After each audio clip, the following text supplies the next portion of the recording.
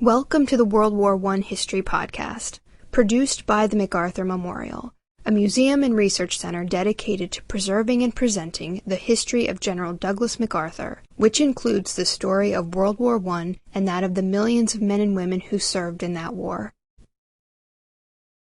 On October 13, 2012, author Stephen Harris spoke at the opening of the new MacArthur Memorial Visitor Center, which also doubled as the opening of a brand new exhibit on World War I, entitled Under the Rainbow, the 42nd Rainbow Division in the Great War. Harris is the author of several books on World War I, including Duty, Honor, Privilege, New York's Silk Stocking Regiment, and the Breaking Up of the Hindenburg Line. Harlem's Hellfighters, the African-American 369th Infantry in World War I, and Duffy's War, Father Francis Duffy, Wild Bill Donovan, and the Irish Fighting 69th in World War I.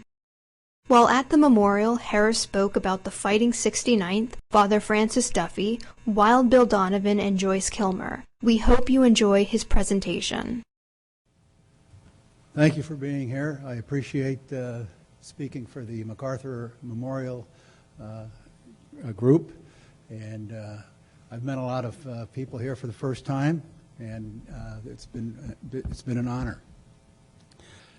I'd like to talk about a poem this afternoon and the story behind it, but first I'd like to tell you why I left the corporate world, where I'd been editor of General Electric's magazine Monogram, to write my trilogy on New York City's National Guard regiments in the Great War. It's because of my great uncle, the cartoonist and magazine illustrator, Rayburn Van Buren. He was in the old 7th Regiment of the 27th Empire Division, where he'd been art editor of its magazine Gas Attack. I was close to him and often visited him at his studio out in Great Neck, Long Island, where we talked about his bohemian adventures in New York City as a struggling artist and his experiences in the war. At war's end, the New York Times called him the American Barnsfather, after the great British illustrator of World War I, Bruce Barnsfather. Here are some of Ray's gag drawings for Gas Attack magazine. You can see nowhere in France. Here's a soldier has a date with a girl, a dream come true. Here he is getting out of the army. Oh boy, getting civilian clothes. And here's one of the soldier going back to the town that he fought in. After the war, he illustrated more than 350 stories for the Saturday Evening Post and a like number for Collier's magazine. He next created the comic strip Abby and Slats with Al Cap of Little Abner fame.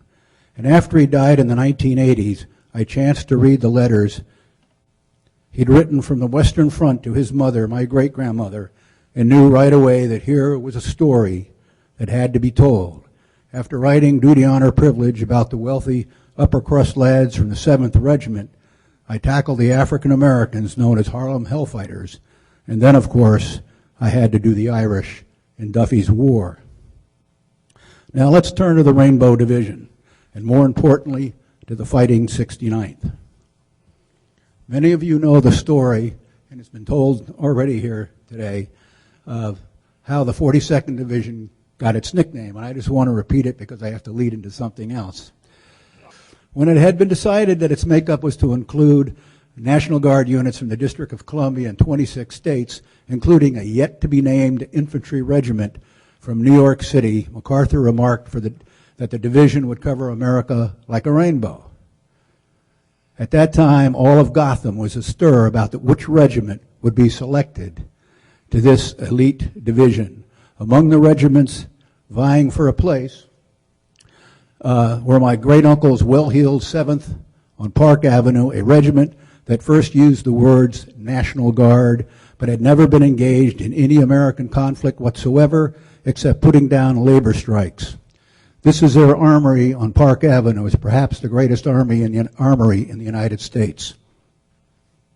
Over in Brooklyn, the 14th, which had a sterling record in the Civil War, and down on Lexington Avenue, the Fighting 69th, also with a sterling Civil War record, and with 95% of its men Irish and almost all of them Catholic. Each of the city's regiments believed it had a chance to be selected, except one, up in Harlem, the baby 15th, just a year old. It would later win glory in the World War as the Hill Fighters. But as one wag said back in 1917, black is not the color in the rainbow. As we know, it was the 69th that got the honor to complete the ranks of the Rainbow Division. When word reached the 69th Armory that it had been selected, a couple of Irish guardsmen, First Sergeant Billy Heaton and Corporal Frank Curtis, got to talking. Rainbow, my eye, cracked Sergeant Heaton. 'Tis a fancy name for the soldiers. Rainbow Division A, full of colors with the green predominating. Corporal Curtis chimed in, but with no yellow, Sarge, back or front. For the old 7th, it was a huge disappointment not to be selected, but at least it had the small satisfaction of transferring 350 of its own men to the 69th so the strength of the Irish regiment could meet the War Department's requirement of 3,700 men to an infantry regiment. Here, the 7th transfers are marching from their armory on Park Avenue to the 69th down on Lexington. The 14th got some satisfaction, too, because it also had to transfer 350 of its men, as did the 23rd Regiment. With all those new men over 1,000 strong, the 69th found itself losing its Irish character, but not its Irish traditions, which are still honored today. The Fighting 69th is arguably the most famous regiment in U.S. history. Its fame certainly got a boost with the 1940 film, The Fighting 69th, starring James Cagney and Pat O'Brien as Father Francis Duffy. The 69th was organized in Lower Manhattan in 1849 with one purpose: to learn to fight as disciplined soldiers so its men could go back to Ireland and kick the despised British out of the Emerald Isle. Its most celebrated commander in those days was Colonel Michael Corcoran, a political outlaw from Ireland. In 1860, when the Prince of Wales made a tour of the United States, all of New York City's militias had been ordered to march behind him and Mayor Fernando Wood in a grand homecoming parade up Broadway. As the troops assembled down at the Battery, one regiment was noticeably absent. Corcoran had refused to have his men march behind the hated prince, an insult to all good Irishmen. He was arrested and ordered court-martialed. By the time the military got around to the court-martial, America was embroiled in the Civil War. Corcoran was off the hook. He led his regiment out of New York, past Old St. Patrick's Cathedral, to Virginia, where it fought in the first battle of Bull Run. Here, Corcoran fell into Confederate hands. For the next 13 months, he rotted away in a southern prison. Finally paroled, he returned to New York a hero. Promoted to brigadier general, he organized and recruited Corcoran's Irish Legion. On December 22, 1863, a fall from his horse killed him. He was buried in New York's 1st Cavalry Cemetery, known as the City of the Celtic Dead. The 69th fought in all the major battles of the Civil War. General Robert E. Lee, after witnessing the regiment's courage, called it the Fighting 69th. One of the Confederate regiments it faced back was the 4th Alabama. Later renumbered the 167th Infantry as part of the 84th Brigade, 42nd Division. The two regiments had a strained relationship during the World War, to say the least. But here we see the 167th in action on the Western Front. The 69th is still an active out unit. It has been in the Pacific during the Second World War, where its chaplain was killed. More recently, it's been to Iraq and Afghanistan, where it took casualties. In the Armory's lobby are two banners that proudly proclaim, and rightfully so, from Bull Run to Baghdad. Over the years, the 69th has had many great soldiers, perhaps none greater than its chaplain of the early 1900s, Father Francis Duffy. So revered was Father Duffy that today his statue graces New York's Times Square. It's the right spot for the statue, for his parish was there, the Church of the Holy Cross, that served not only the environs around Broadway and 42nd Street, but also a good part of Hell's Kitchen. Of course, another famous World War I soldier was Duffy's close friend, Congressional Medal of Honor recipient, and America's Spy Master for organizing the OSS, the Office of Strategic Services, Wild Bill Donovan, shown here to the left of Father Duffy. During the war, Donovan was not the commander of the regiment. In fact, throughout the war, the 69th, then the 165th, had 5 different commanders, none of them Irish, none of them Catholic. That did not sit well with Father Duffy. On the very day Donovan transferred into the 69th in the spring of 1917, the chaplain began a campaign to get him to command the regiment. He did not succeed until just after the war, while the regiment was on the Rhine River. But he had to enlist the help of General MacArthur to get Donovan a promotion. MacArthur proved a willing co-conspirator, and at last on Christmas Eve, 1918, Donovan took command and led the 69th home.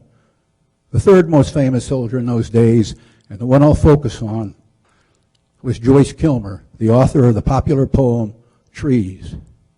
Another of Kilmer's well-known poems is In the Wood They Call Rouge Bouquet. The story behind this poem is worth telling because it was in this wood, this Rouge Bouquet, that the 42nd Division suffered its first major deadly encounter with the Germans. A lot of people assume that Joyce Kilmer was a woman because of his name. He was named after Elijah Brooks Joyce, a minister of Christ Episcopal Church in East Brunswick, New Jersey, where he had been born in 1886. His mother was a devout Episcopalian and proudly traced her family's connection to the church to 17th century England. I won't say that Kilmer, a critic for the New York Times when America entered the war, was a mama's boy, but his mother doted on him with what I consider a smothering love. She couldn't stand it that he loved his wife more than he loved her. She'd hoped he'd become an Episcopal minister, like his pious namesake. Thus, she was terribly crushed when her only son proclaimed he was an atheist. She was crushed again when he later changed his mind about being an atheist because of his daughter Rose, who was dying of infantile paralysis and converted to Catholicism. In a letter to a priest, he explained how he went to the Church of Holy Innocents near the Times building just off Broadway every day. I prayed in this church for faith. When faith came, it came, I think, by the way of my little paralyzed daughter. In 1913, his poem Trees was published. It begins, as we all know, I think that I shall never see a poem as lovely as a tree. It ends, poems are made by fools like me, but only God can make a tree. A critic for a Catholic magazine observed that Kilmer saw the hand of God in everything, in the trees of the forest, in the roaring world, and in the midnight train that brought him safely home to his cottage in the Jersey hills. When America declared war on Germany in April 1917, Kilmer enlisted in the old 7th Regiment. He claimed later that he really wanted to join the 69th because the people I like best there are the wild Irish. He even claimed he was half Irish. But when he was called on it, reminded that he had no Irish blood at all, Kilmer shrugged. Well, I was never good at math. He then met Father Duffy, hoping the chaplain would help him transfer into the 69th, which he did. After meeting with Kilmer, Duffy wrote in his diary, quote, nothing of the long-haired variety about him. A sturdy fellow, manly, humorous, interesting. He added, Kilmer will confer upon the 69th the gift of immortality. And oh, how true that turned out when he composed In the Wood They Call Rouge Bouquet. The 42nd Division sailed for Europe in the autumn of 1917. Major Donovan, commander of the 69th 1st Battalion, was ticked off that his division was not the 1st National Guard Division to head to the fighting in France. That honor belonged to the 26th, the Yankee Division. Donovan believed it was the influence of those powerful Boston Brahmins that sent the Yankees on ahead of the Rainbows. In France, the regiment traveled by troop train eastward to the village of Gran, where it spent Christmas Eve. It began to snow and snowed for 3 days. And as the New Yorkers marched out of the village on December 26th toward the Vosges Mountains and then on to Longau near the Marne River for more training, the snow was knee-deep. With the wind blowing ice crystals into their faces, The troops had gone only a few miles when their hobnail boots began to fall apart.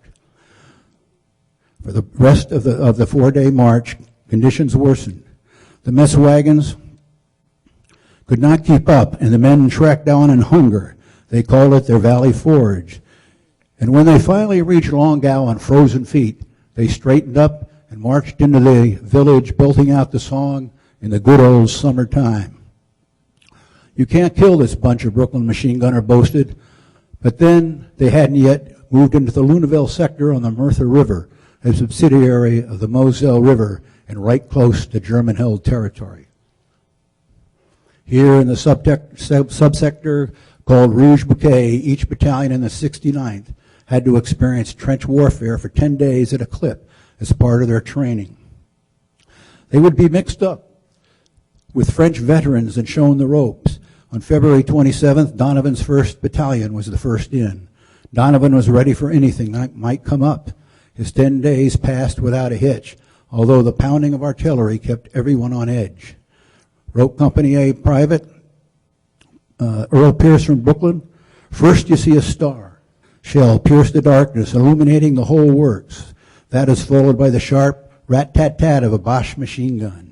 Then bullets whine over one's head only to splat against a tree. Then various colored lights would burst from the Bosch, and the indescribable whistle of a shell would come to us, followed by the roar from the fragments of steel, stones, mud, and other stuff falling all around us. Then a gas signal shows, and we don our gas masks. So much for life in the trenches. The first week of March, the 2nd Battalion, commanded by Major William Stakem from Manhattan's Lower West Side, replaced Donovan's 1st Battalion. Now, these New Yorkers were a feisty bunch. Many of them came from tough neighborhoods like the Five Points, Hell's Kitchen, the mean streets in the Bronx and in Brooklyn, as well as gritty orphans at Staten Island's Mission of the Immaculate Virgin. The first thing they did when they entered the trenches was to shake their fists at the German lines. Some of the boys even leaped atop the trenches and dared the Germans to come out and fight them man to man. The Germans responded by opening up an artillery barrage. The tough New Yorkers scurried down into their dugout homes 40 feet beneath the earth. Held up by rotting timbers that had been there since the start of the war, these dugouts were not safe. First platoon from Company E scooted down inside its dugout. It smelled of earth, sweat, and other bodily odors. Once inside, the rumble of artillery seemed far away. Then a shell hit the roof of the dugout. It collapsed. Tons of dirt, sand, and timbers entombing 30 men. The darkness was absolute. A few soldiers near the stairs escaped. Alf Helmer, a native of Bergen, Norway, found himself pinned in the stairwell, unable to move. He felt his feet pressing on the shoulders of a fellow soldier. He could hear the groans and screams of those trapped beneath him. His commanding officer, he would later find out, First Lieutenant John Norman, coincidentally like Helmer, a Scandinavian, had been mortally wounded. While he was dying, the lieutenant said to his men, "We are fighting for a good cause. It is worthwhile. Let us die like men." Outside, it was a mad scramble to unearth the trapped soldiers below, even while the Germans continued to shell the trenches. The cave-in had left a steep, narrow pit where the roof had been much like the top side of an hourglass about to run out of sand. Abraham Blousdown, a Jewish sergeant from Brooklyn, slid to the bottom of the pit. Using his tin hat as a shovel, he furiously dug into the dirt as other soldiers slid in after him. They formed a bucket brigade, passing their dirt-filled tin hats up to the top of the pit as fast as possible and sending them back down. Inside the dugout, lack of air was taking its toll. Recalled Alf Helmer, trapped in the stairwell. Choking dust and gas stench filled the suffocating darkness. Cries and moans at first were a blur of sound, with agony the keynote. One by one, his fellow soldiers began to die. Helmer prayed, "Making my peace with God, I was no longer afraid," he said. Then Helmer saw something in the pitch black that he kept to himself for years. He swore that a faint purple light rose slowly from the body of each dead soldier up toward the ceiling of the dugout, where it disappeared. Meanwhile, as the soldiers outside dug with a fury, the Germans lobbed gas shells at them. Mustard gas swept over the ground. The men donned their gas masks, and went on digging. Major Donovan, even though he was not in command of the 2nd Battalion, disobeyed orders that he could not go to the cave-in, but stay with the men in his own battalion. He went anyway. He slid down into the hole next to Blaustein and organized the rescue attempt just a little bit better. He shouted down to the trapped soldiers, "We will get you out." At last they opened up a hole. Miraculously, 3 soldiers were lifted out, one of them Alf Helmer. Then a German shell exploded close to them, closing up the hole once and for all, sealing in 21 soldiers. This time, there was no way out. Helmer and the others, along with 2 guides, were ordered to return to their command post. Another shell hit close, killing one of them, Private Edward Kelly from the Lower East Side, and wounded another, Private Stephen Navin from the Bronx. Navin, like Helmer, claimed to have seen, quote, a pale purple blob of light rise from Kelly's body. The light continued skyward and passed through a cloud. When Helmer got to his command post, he broke down and wept uncontrollably. Donovan and those around him, especially Sergeant Blaustein, kept on digging. Blaustein dug for 8 straight hours. Finally, Donovan knew that there was nothing more that could be done. Later, to his wife, he confessed that he wished he could have been buried there with the dead of Company E. Today, he wrote, in a little promontory in a Lorraine forest, a lieutenant and his men have done with the war. For my part, I think it's a fine thing for the regiment to have them meet so honorable a death, revenge for which is determined upon by their comrades. And really, it is only that they got a little sooner what each of us always expects. On St. Patrick's Day, Father Duffy held a memorial service to the freshly fallen men. He made his altar in a stand of trees on a small hill, while in the distance could be heard the rumble of artillery. The Irish soldiers came out of the trenches, shamrocks pinned to their uniforms or stuck to their helmets, and gathered round their chaplain. "Top of the morning, boys," Father Duffy said to them in his thickest Irish brogue. He told them that they had been called upon, quote, to fight for human liberty and the rights of small nations, and if we rallied to this noble cause, we could establish a claim on our own country, on humanity, in favor of the dear land from which so many of us had sprung, and which all of us loved. A bugler standing next to the good father then played taps while another answered from a distant hill. One soldier said the scene was as solemn as it was sublime. And then the great chaplain read Joyce Kilmer's poem, which had been penned a few days earlier. It ends, "St. Michael's sword darts through the air and touches the aureole on his hair, as he sees them stand saluting there, his stalwart sons, and Patrick rigid column kill, rejoice that in the veins of warrior still the Gaul's blood runs, and up to heaven's doorway floats from the wood called Rouge Bouquet a delicate cloud of bugle notes that softly say, farewell, farewell, comrades true, born anew, peace to you, your soul shall be where the heroes are, and your memory shine like the morning star, brave and dear, shield is here, farewell." Father Duffy noticed, when he had finished, tears had started in many an eye, especially amongst the lads of Company E. Then, knowing the sorrow the poem had evoked, had the band play rollicking Irish tunes, starting with the regimental song, Gary Owen, because he said, quote, "We can pay tribute to our dead, but we must not lament from them overmuch." Today, the soldiers of the 69th, heaped in their regiment's great grand traditions from Bull Run to Baghdad, in its valiant years with its 42nd Rainbow Division, lead the Irish every March 17th in the St. Patrick's Day Parade, while the tune Gary Owen fills crowded Fifth Avenue. On past St. Patrick's Cathedral they march, where in the early morning the Archbishop has held a high mass to honor the soldiers back from Iraq or Afghanistan, or in 2001 at Ground Zero, where its National Guard soldiers, many of them New York City firefighters and police officers, who had protected and certainly saved scores of civilians. And on past Central Park. And then, amid the skirl of bagpipes, the beat of drums, and the rhythmic tread of boots, on the avenue back to their armory, home for more than 100 years, to the fighting 69th. Thank you.